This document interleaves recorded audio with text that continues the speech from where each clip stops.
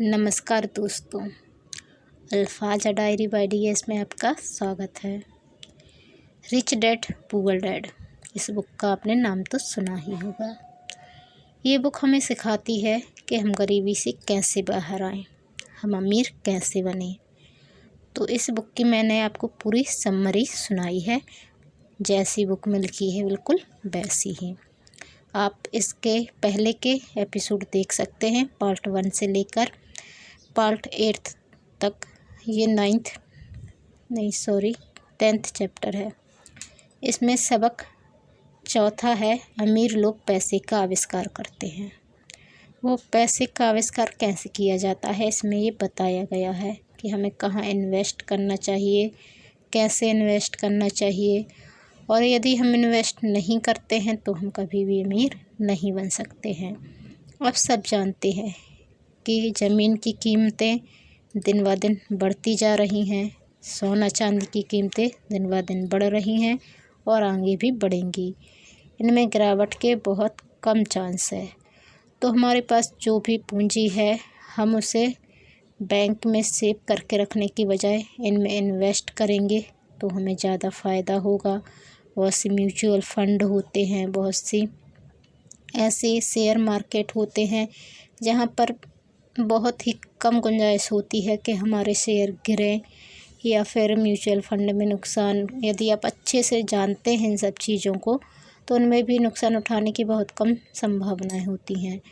तो आपको इन सब में निवेश करना चाहिए, और निवेश करने के पहले आपको सबसे अच्छे से इनको समझ लेना चाहिए कि किस प्रकार से काम करते हैं, इसमें कितनी गुंजाइश है मुनाफे की और कितनी गुंजाइश है घाटा की। तो इनको अच्छे से अध्ययन करना, अकाउंट्स की और बिजनेस यानी जो अकाउंटेंसी की आपको अच्छे से समझ आनी चाहिए। क्योंकि यदि आपको ये समझ नहीं आया तो आप कभी भी जीवन में अमीर नहीं बन सकते हैं। मेहनत से भी और दिमाग से, दोनों चीज़ों से अमीर बना जाता है, इसमें ये बात बताई गई है। आप जितनी मेहनत करेंगे उतना ही आपको दिमाग भी लगाना पड़ेगा, उतना ही आपको अपने पैसे का सही इस्तेमाल भी करना पड़ेगा, तभी आप भविष्य में अमीर बनेंगे। तो ये अमीर लोग पैसे का आविष्कार करते हैं सबक 4 का पार्ट 2 है। इसके पहले आप पार्ट 1 ज़रूर सुन लीजिएगा, और हो सके तो आप इसकी पूरी समरी शुरू से लेकर एंड तक सुने, समझें। क्योंकि इसमें एक से एक बातें कही गई हैं। जैसे इसमें ये भी समझाया गया है कि आपको टैक्स से कैसे बचना है, किस तरीके से आप टैक्स से बच सकते हैं, और किस तरीके से आप इन्वेस्ट करने पर ही आप अमीर बन सकते हैं, और आपको अपनी सोच कैसी रखनी चाहिए। ये सब बातें भी इसमें समझाई गई हैं कि आपको किस तरीके से विचार करना चाहिए। आप क्या अपनी थिंकिंग रखेंगे। जैसे हम बहुत से लोग रिस्क लेने से डरते हैं, तो रिस्क लेने से डरना भी एक जोखिम ही है। हम अपनी लाइफ में जहाँ खड़े हैं हम वहीं खड़े हैं, हम आगे बढ़ने की कोशिश ही नहीं कर रहे, तो ये सबसे बड़ा नुकसान है हमारे लिए। और हम अपनी घर को, अपनी कार को संपत्ति मानते हैं, जबकि यदि हमने उन्हें उस कंडीशन में ख़रीदा है कि हमें उनको किस्त चुकानी है, तो ये दायित्व हो जाते, हमारी संपत्ति नहीं रहते। ये हमारे इनकम में से जाते हैं, किस्तें चुकाते हैं, हम होम लोन लेते हैं, कार लोन लेते हैं, और फिर हम उसकी किस्तें भरते हैं। तो ये हमारी संपत्ति नहीं रह जाती, फिर ये हमारे दायित्व हो जाते हैं और इनसे हमें नुकसान होता है। तो इसमें बताया गया कि लोन से कार लेना बहुत ज़्यादा ख़तरनाक होता है, ऐसा हमें नहीं करना चाहिए। तो ऐसी बहुत सी बातें हमें इसमें बताई गई हैं कि हमें पहले इस कदर अपने आप को काबिल बना लेना है कि हम उनको बिना लोन के ख़रीद सकें, तभी हमें ये ख़रीदना चाहिए। हमें दिखावे में नहीं आना चाहिए। हमें यदि अमीर बनने का दिखावा करने के उस चक्कर में अच्छा बंगला ख़रीद लिए, अच्छी कार ख़रीद लिए लोन लेके, तो ये नहीं करना चाहिए। हमें यदि सच में अमीर बनना है तो ये तो सबसे ज़्यादा नुकसानदेह होगा हमारे लिए। हाँ, यदि आपने ऐसी जगह इन्वेस्ट किया है कि आपको पता है कि आपका धन इतने सालों में इतना हो ही जाएगा, तब आप ये कर सकते हैं। यदि आप सिर्फ तनख्वाह के भरोसे हैं और आप लोन पर ये सब ले रहे हैं तो ये घातक है। तो ऐसी बहुत सी अच्छी अच्छी बातें इसमें समझाई गई हैं। बच्चों को ये शिक्षा स्कूल में दी नहीं जाती है, आपको घर में ही ये शिक्षा बच्चों को देनी होगी। और ये शिक्षा बच्चों को देने के पहले आपको खुद सीखना होगा, आपको खुद इसे समझना होगा, तभी आप खुद अमीर बन सकते हैं और अपने बच्चों को भी व्यवसाय में ला सकते हैं, उन्हें भी अपने पैरों पर जल्द से जल्द खड़ा कर सकते हैं। तो इसकी पूरी समरी ज़रूर सुनिएगा। और चैनल पर नए आए हैं तो प्लीज़ चैनल को सब्सक्राइब कर बेल आइकन को क्लिक कर लीजिए, ताकि वीडियो अपलोड होते ही आपको नोटिफिकेशन मिल सके। और वीडियो को लाइक व शेयर करना ना भूलिए। चलिए शुरू करते हैं। अमीर लोग पैसे का आविष्कार करते हैं पार्ट 2। खुद से पूछें कि $1,90,000 बचाने के लिए आपको कितना समय लगेगा। क्या बैंक आपके पैसे पर 10% ब्याज देगी और शपथ पत्र 30 सालों तक वैध था? मुझे आशा है कि मुझे कभी $1,90,000 नहीं देंगे। मुझे टैक्स देना पड़ेगा। अगर वे मुझे मूलधन देते हैं और इसके अलावा 30 साल के समय में $1,90,000 दिए जाने से कुल आमदनी $5 लाख से ज़्यादा होती है। मुझसे लोग पूछते हैं कि क्या होगा अगर कोई व्यक्ति पैसे नहीं चुकाए। ऐसा होता है और यह एक अच्छी खबर है।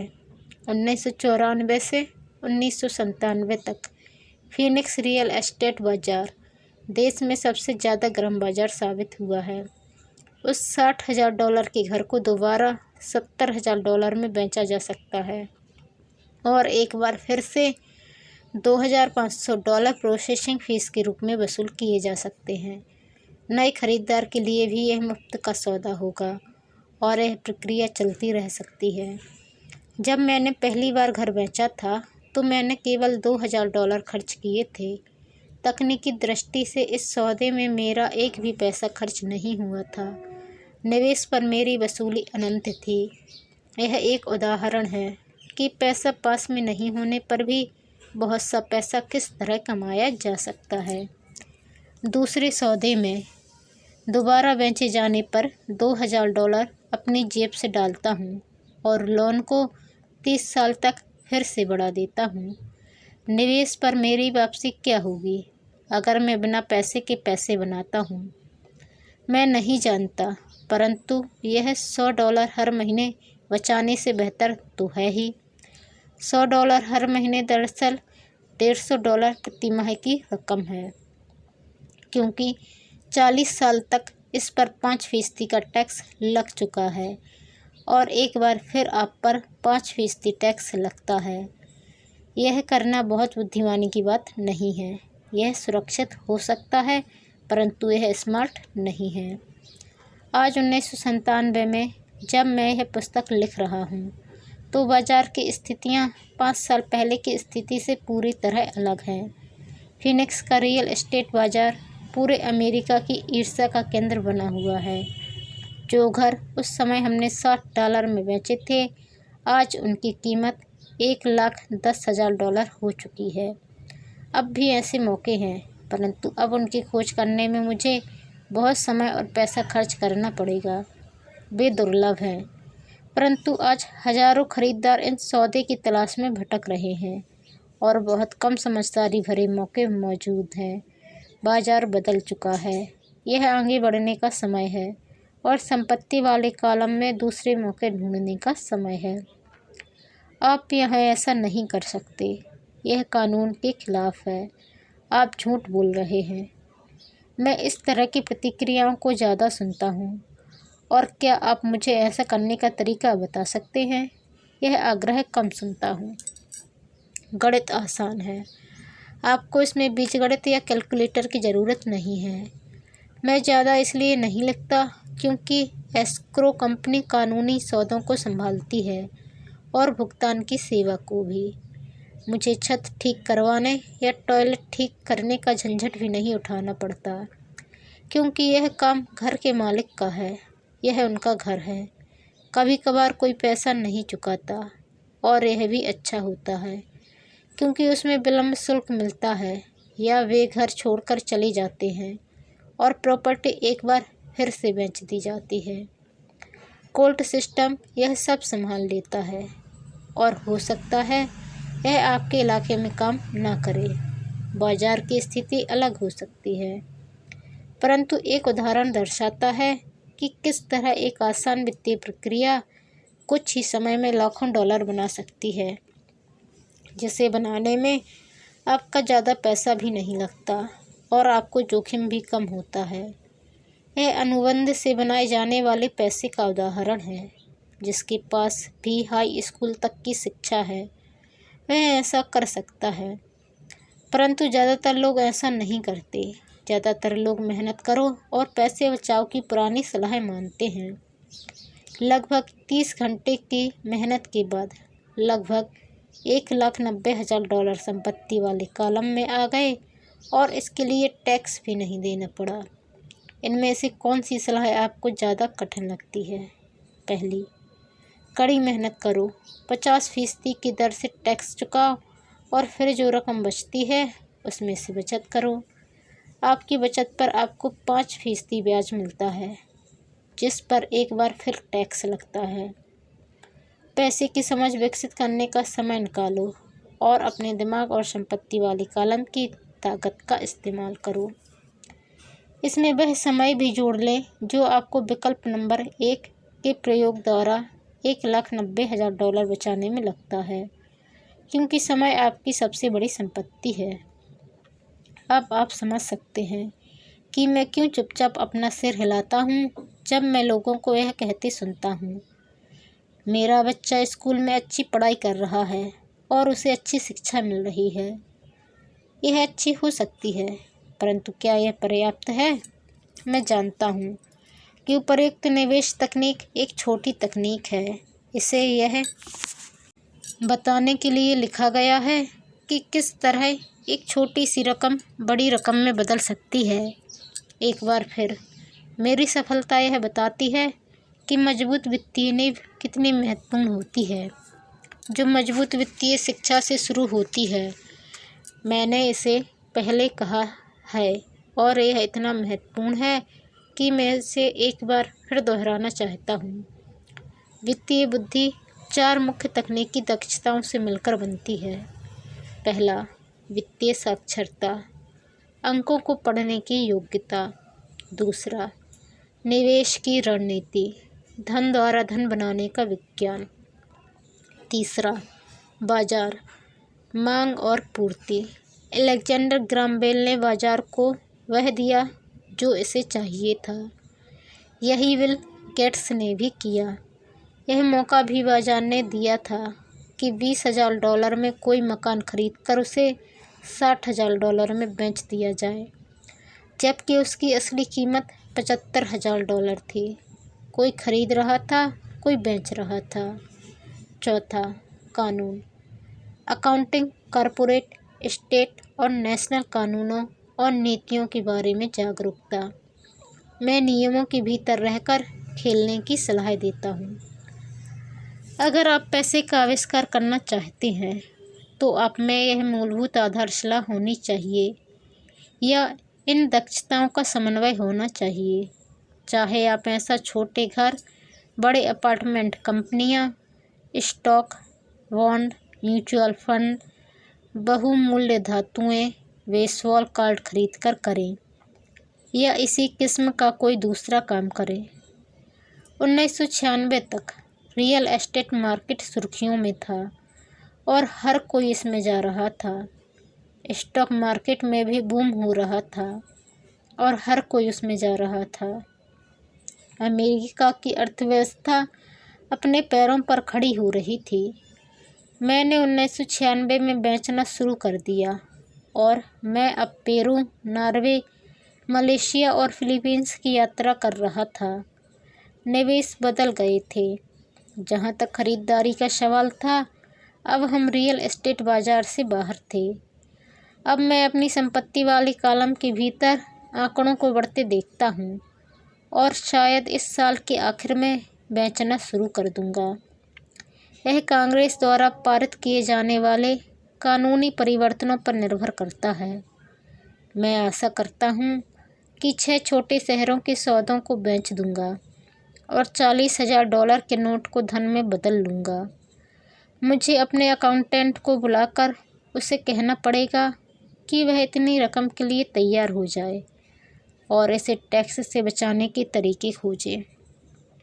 मैं सिर्फ आपको इतनी सी बात बताना चाहता हूँ कि निवेश आते जाते रहते हैं, मार्केट घटता बढ़ता रहता है, अर्थव्यवस्थाएं सुधरती बिगड़ती रहती हैं। दुनिया आपको हर दिन ज़िंदगी के अनूठे अवसर देती रहती है, आपकी ज़िंदगी के हर दिन, परंतु प्राय हम उन्हें देख नहीं पाते हैं। लेकिन वे वहाँ होते हैं और दुनिया जितनी ज़्यादा बदलती है और टेक्नोलॉजी जितनी ज़्यादा बदलती है, आपके और आपके परिवार के लिए स्थायी आर्थिक सुरक्षा के लिए उतनी ही ज़्यादा मौके होते हैं। तो अपनी फाइनेंशियल बुद्धि को विकसित करने का झंझट क्यों उठाया जाए? एक बार फिर मैं यही कहूँगा कि आप भी इसका जवाब दे सकते हैं। मैं जानता हूँ कि मैं क्यों इसे सीखता और विकसित करता हूँ। मैं ऐसा इसलिए करता हूँ क्योंकि मुझे पता है कि परिवर्तन हो रहे हैं और होने वाले हैं। मैं परिवर्तनों का स्वागत करना चाहता हूँ और अतीत के चिपके रहना नहीं चाहता। मैं जानता हूँ कि मार्केट में ज्वार आएगा और मार्केट में भाटा भी आएगा। मैं लगातार अपनी फाइनेंशियल बुद्धि को विकसित करना चाहता हूँ क्योंकि मार्केट में हर परिवर्तन पर कुछ लोग अपनी नौकरियों के लिए अपने घुटने टेक कर भीख मांगेंगे। इसी समय कई दूसरे लोग जिंदगी द्वारा दिए गए नींबुओं को लेकर उन्हें करोड़ों में बदल लेंगे।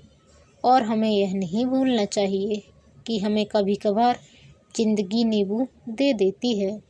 यही फाइनेंशियल बुद्धि है। मुझसे अक्सर पूछा जाता है कि मैंने नींबुओं को किस तरह करोड़ों में बदला है। व्यक्तिगत रूप से मैं व्यक्तिगत निवेशों के कई और उदाहरण देने में झिझकता हूँ। मैं इसलिए झिझकता हूँ क्योंकि मुझे डर है कि मुझे बड़बोला या अपनी सेखी बघारने वाला कहा जाएगा।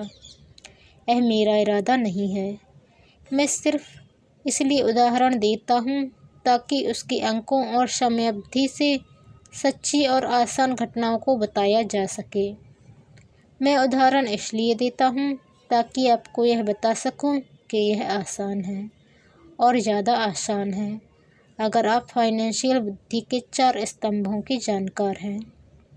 व्यक्तिगत रूप से मैं फाइनेंशियल बुद्धि के लिए 2 मुख्य साधनों का इस्तेमाल करता हूँ, रियल एस्टेट और छोटे स्टॉक्स।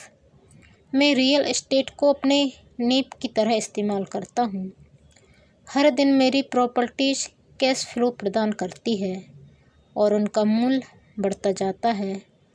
छोटी पूंजी के स्टॉक को तेज बढ़ोतरी के लिए इस्तेमाल किया जाता है। मैं अपने द्वारा की गई हर चीज़ की अनुशंसा नहीं करता। उदाहरण केवल उदाहरण ही है। अगर अवसर बहुत जटिल है और मैं निवेश को नहीं समझ पाता हूँ तो मैं निवेश नहीं करता हूँ। पैसे के बारे में निर्णय लेने में हमें केवल साधारण गणित और कॉमन सेंस की ज़रूरत होती है। उदाहरणों का प्रयोग निम्न 5 कारणों से किया जाता है।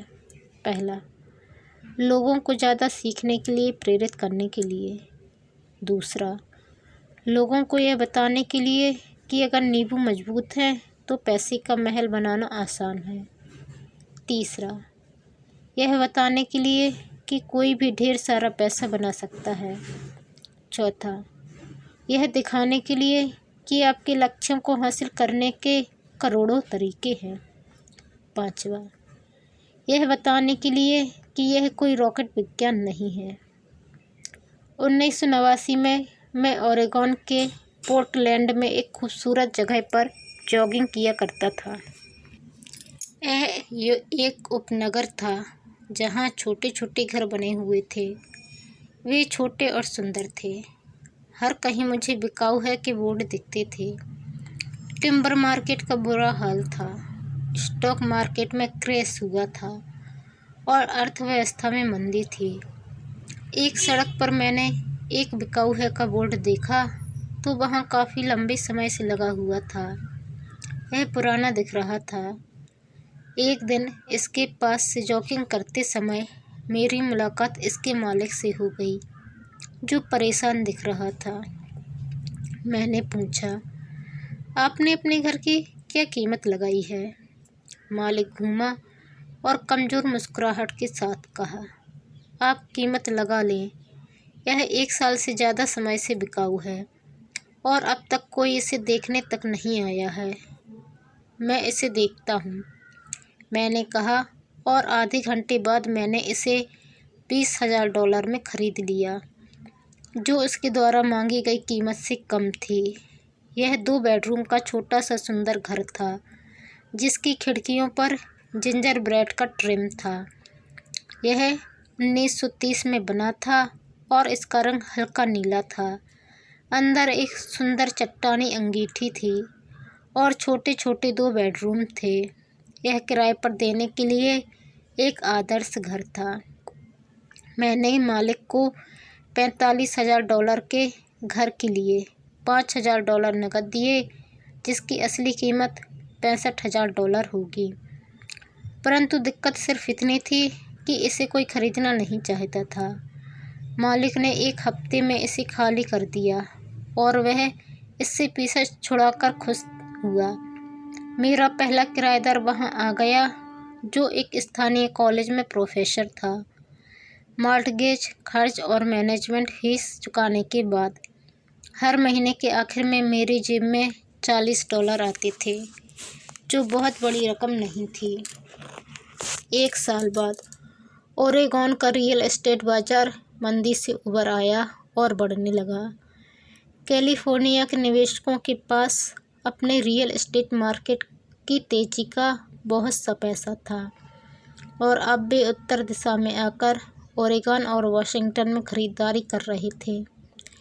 मैंने उस छोटे घर को कैलिफोर्निया से आए एक युवा दंपत्ति को $95,000 में बेच दिया, जिन्हें यह बहुत सस्ता सौदा लग रहा था। इस सौदे में मुझे लगभग $40,000 का कैपिटल गेन हुआ, जो मैंने 1031 के टैक्स विहीन एक्सचेंज में रख दिए और मैं अपने पैसे को लेकर कोई बड़ी प्रॉपर्टी खरीदने चल दिया। 1 महीने में मुझे बीवरटन ओरेगॉन में इंटेल प्लांट के पास एक 12 यूनिट का अपार्टमेंट मिल गया। उसके मालिक जर्मनी में रहते थे और उन्हें इसकी कीमत का अंदाज़ा ही नहीं था और एक बार फिर वे इससे पीछा छुड़ाना चाहते थे। मैंने $4,50,000 की इमारत के लिए $2,75,000 का प्रस्ताव दिया। वे $3,00,000 पर मान गए। मैंने इसे खरीद लिया और इसे 2 साल तक अपने पास रखा। फिर उसी 1031 एक्सचेंज प्रक्रिया का फ़ायदा उठाते हुए मैंने इस इमारत को $4,95,000 में बेच दिया और एरिज़ोना फीनिक्स में एक 30 यूनिट का अपार्टमेंट खरीद लिया। तब तक हम फीनिक्स चले गए थे और हमें वैसे भी इसे बेचना था। पहले जो हॉल ओरेगन के बाज़ार का था, वही मंदी का माहौल फीनिक्स के रियल एस्टेट मार्केट में देखने को मिला। फीनिक्स में 30 यूनिट की अपार्टमेंट इमारत की कीमत $8,75,000 थी, जिसमें से $2,25,000 डाउन पेमेंट था। 30 यूनिटों से आने वाला कैश फ्लो $5,000 प्रति माह से कुछ ज़्यादा था। एरिज़ोना का बाज़ार भी बढ़ने लगा और 1996 में एक कोलोराडो के निवेशक ने हमें उस प्रॉपर्टी के लिए $12,00,000 देने का प्रस्ताव रखा। मेरी पत्नी और मैं बेचने पर विचार कर रहे थे, परंतु हमने यह देखने का इंतज़ार किया कि क्या कांग्रेस कैपिटल गेन कानूनों में परिवर्तन करेगी। अगर यह परिवर्तन करती है तो प्रॉपर्टी की कीमत 15 से 20% तक बढ़ जाएगी। इसके अलावा हर महीने $5,000 मिलते रहना अच्छा लगता था। इस उदाहरण में मुद्दे की बात यह है कि किस तरह एक छोटी रकम एक बड़ी रकम में बदली जा सकती है। एक बार फिर मैं यह कहना चाहता हूँ कि इसके लिए फाइनेंशियल स्टेटमेंट्स, निवेश की रणनीति, बाजार की समझ और कानूनों की जानकारी होना ज़रूरी है। अगर लोग इन विषयों के बारे में जानकारी नहीं रखते हैं तो स्पष्ट रूप